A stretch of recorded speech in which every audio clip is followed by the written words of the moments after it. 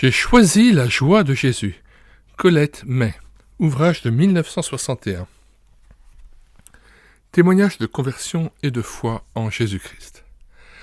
En présentant ce modeste ouvrage au public de langue française, nous croyons utile de préciser que Madame George Muller, née Colette May, n'a jamais eu de prétention littéraire.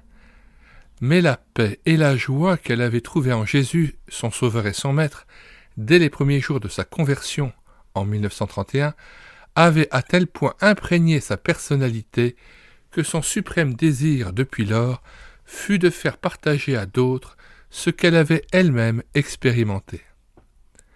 Ancienne catholique pratiquante, commerçante dans une petite ville du Valois, très attachée à la religion ancestrale, elle ne craignit pas d'évangéliser son voisinage et même sa clientèle par le témoignage parlé et la distribution de portions du Nouveau Testament et de tracts évangéliques.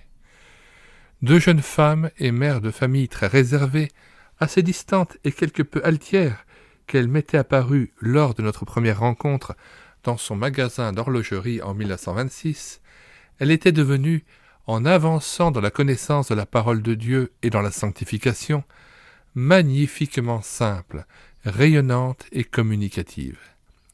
De toute évidence, elle brûlait du désir de faire partager à son entourage la joie profonde qu'elle éprouvait dans une communion de tous les instants avec le Christ vivant, auteur de son salut et objet suprême de son adoration et de sa foi. Plus tard, après la mort de son mari, homme naturellement bon, mais qu'une telle hardiesse aurait effrayé, elle ne craignit pas d'installer dans une partie de la devanture de son magasin d'horlogerie-bijouterie de Cannes un rayon d'exposition de Bible, Nouveau Testament et traités évangéliques pour le compte de la croisade du livre chrétien. Cela lui fournit de nouvelles occasions de témoigner pour Christ.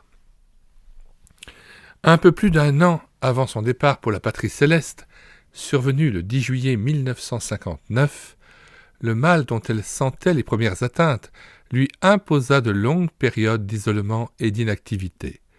Sa nature ardente s'accommodait avec peine de cet état. Après avoir joui longtemps d'une excellente santé, il lui fallait accepter d'être mise à la dure école de la souffrance. Mais ce temps fut mis à profit par elle de bien des manières, notamment en confiant au papier des récits d'expériences qu'elle avait faites, d'incidents divers dont elle avait été témoin depuis les 28 années qu'elle était née à la vie de l'esprit.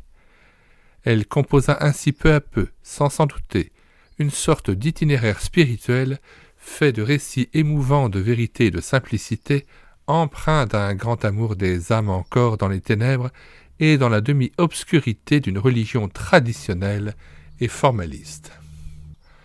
Elle envisagea même l'éventualité de publier en une brochure pour l'évangélisation un choix de ses écrits avec quelques poésies qu'elle avait essayé de composer dans des heures de loisir. Madame Muller-May a maintenant été recueillie auprès du Seigneur. Ce sont quelques-uns de ses écrits qu'avec l'aide et les conseils de ses enfants et de quelques amis, nous avons rassemblés et ordonnés pour les publier ici sous le titre « J'ai choisi la joie de Jésus ». Que trouve-t-on en fait dans cet opuscule ? En bref, l'histoire d'une femme qui, lorsque Dieu est entré dans sa vie, a été placée en face d'un choix à faire entre la tradition qui lui avait été apprise et le seul enseignement de Jésus-Christ. Cette femme, après bien des années de lutte, Dieu l'a vaincue en lui donnant par l'Évangile la lumière, la force, la paix et la joie de Jésus.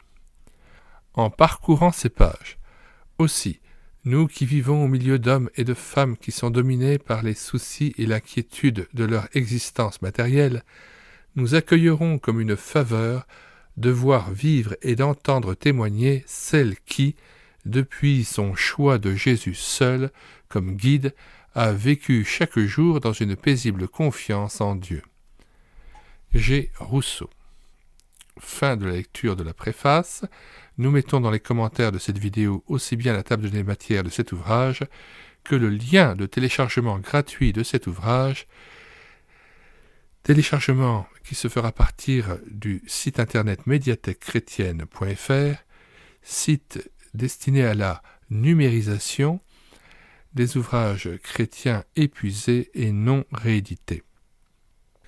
Si vous voulez connaître les autres ouvrages que nous numérisons et téléversons sur médiathèquechrétienne.fr, les nombreux cantiques que nous mettons en parole en vue d'une rétroprojection en assemblée, ainsi que les livres audio que nous prenons en charge, eh bien, abonnez-vous à cette chaîne YouTube et l'écoutez sa parole, afin d'être mis au courant de toutes les nouveautés que nous mettons à votre disposition.